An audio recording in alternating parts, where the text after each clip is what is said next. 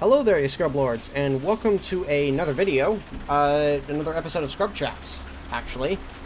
I realize that I have been very quiet over the past week or so, and in light of all the events that have occurred over the weekend, and I would have loved to have made a video, but this weekend was actually Easter. And me being a Christian, I celebrate Easter. I hope everybody had a great weekend, regardless of your religious beliefs, or regardless if you don't have one.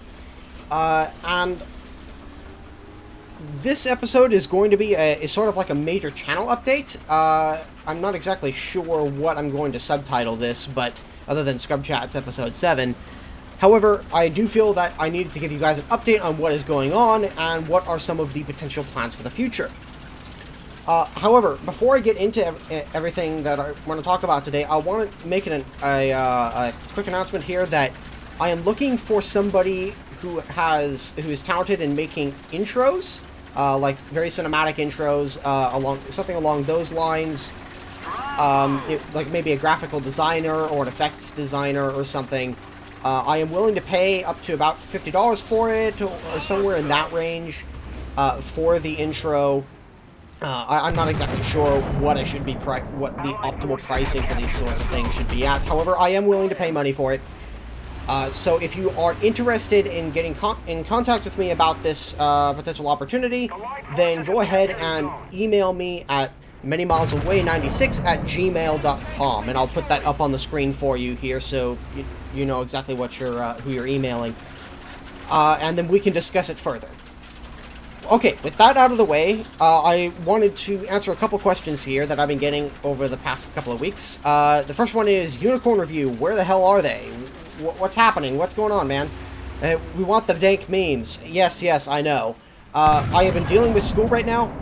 For those of you guys who do not know, I am currently doing a full semester of school, and that has to take precedence over any YouTubing that I may do. I try to do one video a week for you guys, just so you know I'm not dead. However, things with the with an end of the semester coming up here, we end, I think, in late May. With that coming up, I need to focus even more on school than I would like to. Believe me, I'd really just like to make videos for you guys, but however, school does come first.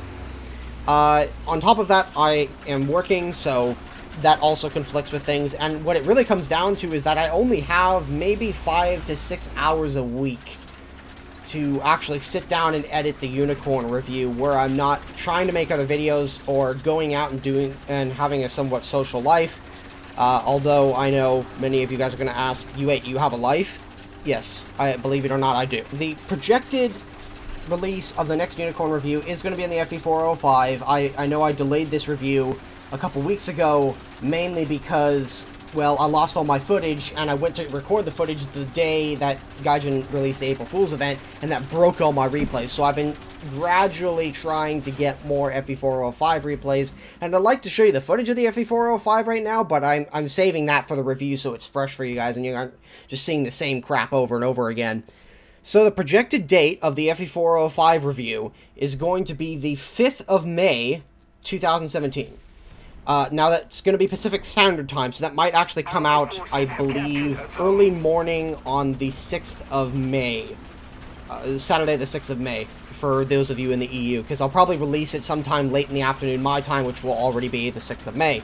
I know I said something along those lines the last time I went to release something, and it just didn't work out, so this time, for sure, you're going to be the 5th of May. Set the date. Write it down, whatever. It's going to be coming that day. So that's about 2 Fridays from now. And hopefully that will give me enough time to organize some more footage and then finally get in and just edit the review and get it done.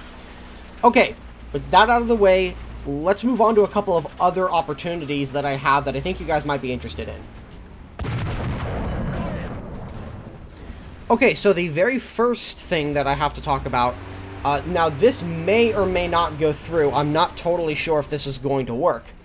However, I believe it's that same weekend, the 6th and 7th of May, yeah, actually the 7th of May, I am hopefully going to try and get to the Chino Air Show. Tomorrow is the... If you guys remember, I had a video up for a few days, a couple weeks ago, saying that there was a lawsuit against the Planes of Fame Museum by their next-door neighbor, Yanks Air Museum, over some, I guess, how should I put it, disagreements. Basically, Planes of Fame puts on this massive air show every year, and Planes of Fame put out a, what can you call it, a petition for people to sign from all over the world, and they got, I think, and they have over like 15,000 signatures at this point, and I know at least a few hundred of those were down to you guys, so I greatly appreciate all of you who signed that petition, even if you weren't from the US. So the idea here is that even if I don't end up going to this event, then don't worry about it. However, if I do, I am going to be there on Sunday, May the 7th. I will probably be hanging around by either the Lion Air Museum C-47, which is called Willadine. It's you'll be able to recognize it. It is painted up in D-Day colors, and I will put a picture of it up on screen so you guys know which one. And I will be hanging around there throughout the day. And I'll basically check in maybe every couple of hours or so. And if you guys want to meet me, that's going to be the best place to do it. So, if you guys are planning on going to the Chino Air Show, please buy your tickets, and hopefully I will see a few of you there. However, if you cannot make it to that air show that weekend, there's another opportunity the next week for you guys to come out and see me. And this event is going to be when the Collings Foundation comes down to the Lion Air Museum. Now, the Lion Air Museum is located on the on John Wayne Airport, and it's just to the southwest of it. I'll pull up a map here and I'll point it out for you guys. And what's happening is that the Collings Foundation, which owns a large assortment of World War II era aircraft, are going to be coming to the Lion Air Museum through their Wings of Freedom tour that they hold every single year. And basically what they do on this tour is they fly around the country in a B-20, the last flying B-24. I forget what it's called. I think it's called Witchcraft. They've also got a B-17, I think, that comes with them sometimes. No, I don't think there's a B-17 with them. I know that Collings Foundation owns one. A B-25 I know comes. They bring a P-51, and what you can basically do is you can pay to get rides in these aircraft. The P-51 you can even pay to get a ride in, and you can even get some stick time, but it is prohibitively expensive. Like, I think it was like $2,000 last time I checked. But hey, I mean, you get to sit in the back seat of a P-50, or a secondary seat of the P-51, and you get to fly it for a few minutes. So, I mean, you got the money to burn, why not? I'm also going to be there, not necessarily for the rides, but I'm going to be helping out one of my friends who is a docent at the Lion Air Museum, an active docent. And basically what he does whenever we have these events is he's a very, very big World War II firearms collector. And he's going to bring out 2 big tables full of World War II firearms, like bolt-action rifles, semi-autos, no machine guns because the state of California has a little bit of a thing against machine guns. However, regardless, he's going to be bringing out this table full of weapons, and I'm going to be there in my World War II reenacting uniform, dressed up as a Waffen-SS soldier, giving presentations on infantry weapons of the Second World War. And so if you guys want to come and meet me, I'm going to be there Thursday, the 11th of May, Friday, the 12th of May, and Sunday, the 14th of May. Again, I'm not going to be there Saturday because I have a class, and that also falls onto my little brother's birthday. So, yeah, I need to be there for that. I think it's going to be his 18th birthday. So, I got to be away from the museum for that day, but however, I'm going to be there Thursday, Friday, and or Sunday. So if you guys want to see me, that's your other opportunity during May to come out and talk to me. And if you do happen to be stopping by the Air Museum while I'm there, don't be afraid to come up and chat with me, tell me you like the channel or something like that, or you're a fan, and then we can have a discussion. If for whatever reason you may want an autograph. Am I the only person who thinks that whenever they offer autographs to people that they sound like an egotistical asshole? It just comes off that way for me. But anyway, but yeah, come out and chat with me on those occasions. And again, the 7th of May, hopefully I'll be at the Chino Air Show. The 11th, 12th, and 14th of May, I will be at Lion Air Museum. And again, I'm not very difficult to to spot. I'll be in full German kit, and you guys can come up and talk to me, and we can hang out.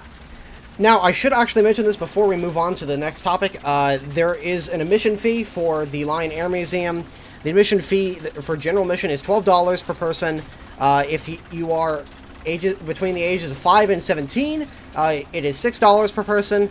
And if you are under 5, it's free. Seniors and veterans get a discount, and that is $9. So if you are a veteran and you're coming through the museum to either just see the planes or a little bit of both, you can see me. Struck my eagle a little bit. No, just kidding. But yeah, if you're a vet or you're a senior, then it is $9 for your admission. Okay, moving on here. So the last topic I wanted to talk about today is the World War II Chronicles events that have been announced and have started over the past few days. And my initial thought, I know a lot of people wanted to hear my thoughts on these events, and frankly, I'm not too big of a fan of them. I've never been a fan of having to grind for insane goals just to get a vehicle that may or may not be worth it. I'm trying right now to get my hands on the vehicles a little bit early so I can tell you guys whether or not they're actually worth grinding for. However, something tells me that probably won't happen. I'm not holding my breath. I'm talking with Dennis right now. Hopefully, I'm going to be able to get the vehicles ahead of time so I can test them a little bit and tell you guys whether or not it's worth grinding for. But again, something tells me that probably won't happen because Gaijin don't want people to stop grinding for these things when one of the YouTubers says, yeah, this thing is garbage, that you spent all this effort and time and throwing away your social life for. But anyways, I'll try what I can and we'll see if it works. As for the vehicles in question that you're earning for this event, I don't know if I'm excited for them or not. I mean, I'm going to be getting them, as well as many of the other YouTubers are going to be getting our hands on them. If not permanently, then at least temporarily. However, a Matilda with a Russian 76mm gun, while strange, is okay, I guess. And then the A33 Excelsior. That's kind of an interesting vehicle. However, it's essentially just the simple way of talking about the Excelsior is that it's an up-armored Cromwell. And I'm interested to see whether it maintains any of the Cromwell's other redeeming traits, mainly its speed and maneuverability.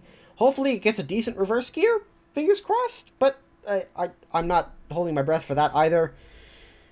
And honestly, I felt like the event vehicles, for what they're asking you to do, are simply not worth it, in my personal opinion. Then again, I've never been somebody who liked putting massive amounts of time into grinding out like one vehicle, unless it was something in the regular tech tree, and it was something that I really, really wanted. These days, I don't really have to worry about that because Gaijin gives them to me to make videos on. However, that's my just personal thoughts on these World War II Chronicles, that, frankly, I don't think that, that the grind for these vehicles is going to be all that much worth it, but some people think differently. Also, I wanted to touch on something that I noticed the other day when I was playing the World War II Chronicles events with, I think it was Orange Fan and JohnMan94. Links to their channels both in the video description. Basically, we were playing one of the events on the Kursk map. I think it was last night. And this event entailed it was basically, I think it was like a Tier 2 matchup. It was like T-34 1942s versus Panzer IV F2s. And the matches were pretty even. It really depended on player skill, and that was really kind of nice. One thing that a lot of people didn't seem to notice, however, is that Gaijin are testing a new spawn system for, I don't know whether this was for arcade or simulator as well, but I know that we're testing this in RB. And that system was the limiting of spawns of heavy vehicles. So, for example, the KVs could only spawn, I think they could only spawn 2 KV L11s, or 2 KV1 L11s, and then they could only spawn 2 KV1Ss for the whole team. Also, these heavy tanks were put behind a spawn points wall. So you had to earn like 500 spawn points before you could get in them. And I think if there was somebody already in the KVs, you couldn't you couldn't spawn in them. So if somebody was in the KV1S at that particular time, you weren't able to get into the KV1S. However, all of the other vehicles in that event were unlimited, including the aircraft. You could spawn in an aircraft right out of the gate. And this system has some real good potential of becoming a great replacement for the current system we have in RB. The whole spawn point system in RB was awful. I'm still not a fan of it even today. And frankly, I think it should have just stayed the same spawn system as, say, Simulator. Because originally when RB Tanks was put into the game, it had the exact same spawn system as Simulator Battles. And in case you're not aware, if you've never played Simulator Battles, basically you have 2 spawns in one vehicle, unless it's a heavy tank, or like a super heavy tank destroyer or something like that. There are a couple of exceptions. But for the most part, in medium tanks, light tanks, and tank destroyers, and SPAAs, you have 2 spawns. In heavy tanks, you only have 1 spawn. After that, you could I think you had 1 spawn in an aircraft, and that was it. And in Simulator Battles, that works really, really well, and I simply still don't understand why Gaijin decided to move away from that system when it was already a perfectly good system to start with. However, they decided to, and that system's been gone for several years now. And the spawn point system it replaced, while it has some strengths, mainly the fact that you can bring a large contingent of vehicles into a battle, and you have a potential chance to play all of them, meaning you can play a lot of different vehicles in one game.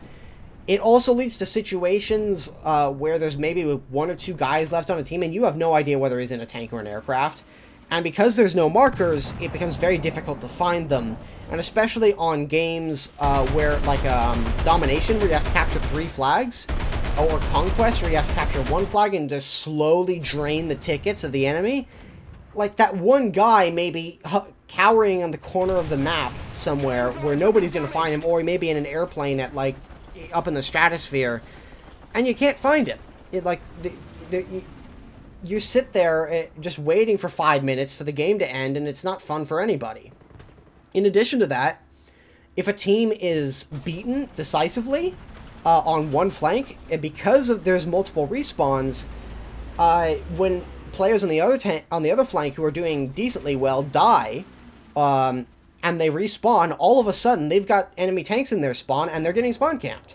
And nobody likes being spawn camped. It's awful, and everybody wants spawn camping to go away. And frankly, I personally think still that the SB spawn system, while not totally preventing it, it's a much better solution because people don't last as long in battle. And on top of that, they're getting crew locked less because, well, you've been in the battle for a short time and maybe you had a really, really bad game and you lost all your lives. You go back to the hangar, I mean, you only had 2 or 3 lives to begin with. So, basically, what I'm saying is that the current system in RB is flawed. And the system that they're trying out right now, where you have limited spawns of heavy vehicles, however, you're guaranteed 3 spawns in medium, light, tank destroyers, or SPAAs, or aircraft. Right at the start, you get 3 spawns in whatever vehicles you choose. It could be 3 of the same vehicle, it could be 3 different vehicles. I think that's a pretty cool system. However, it does have some of its own issues, which I may discuss in another video if that testing ever comes to fruition. In any case, I know this video has dragged on for 20 minutes, and I thank you guys for listening to me ramble on. This Friday, myself and a few other YouTubers are going to be doing something very, very interesting, and I think you guys might like it. Again, just a recap. So I'm looking for that video editor and / graphic designer. Please email me at the channel's official email, manymilesaway96@gmail.com. I am also looking for replays of the FE4005, so please send it to the same email if you have those. It will make the editing process much easier for me. And on top of that, I'm going to hopefully be at the Chino Air Show on Sunday, May 7th. And I'm going to be at Lion Air Museum Thursday, the 11th of May, Friday, the 12th of May, and Sunday, the 14th of May. Thank you guys for listening. This has been Many Miles Away. Keep your tracks checked, keep your boundaries in place, keep around on the tube, and I will see you guys in the next video.